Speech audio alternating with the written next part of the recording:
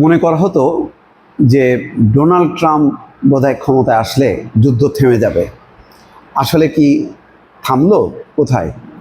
গাজায় যুদ্ধ চলছেই, সেই ইউক্রেন রাশিয়া যুদ্ধ চলছেই, বরং পরিস্থিতি আরও দিনকে দিন খারাপ হচ্ছে।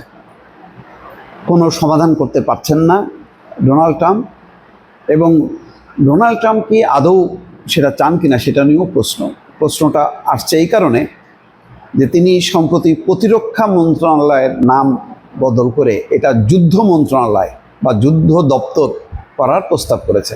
প্রতিরক্ষা কিসের? একদম যুদ্ধ মন্ত্রণালয়। তার মানে বোঝা যাচ্ছে যে তার একটা যুদ্ধপ্রীতি রয়েছে ডোনাল্ড ট্রাম্পের, এবং সেটা আস্তে আস্তে আরও বিকশিত হচ্ছে। যুক্তরাষ্ট্রের প্রতিরক্ষা মন্ত্রণালয়ের নাম বদলে ডিপার্টমেন্ট অফ ওয়ার বা যুদ্ধ বিভাগ করার উদ্যোগ নিয়েছেন দেশটির প্রেসিডেন্ট ডোনাল্ড ট্রাম্প। আগে এক সময় ছিল, বহু আগে, কিন্তু পরে এটা নাম পরিবর্তন হয়, একটু ভদ্রচিত নাম, যে প্রতিরক্ষা মন্ত্রণালয়, যে এটা না যুদ্ধ। কিন্তু উনি একদম সরাসরি এখন এই ডিপার্টমেন্টের নাম বা এই মিনিস্ট্রির নামটা দিয়ে দিলেন যুদ্ধ মন্ত্রণালয় বা যুদ্ধ দপ্তর।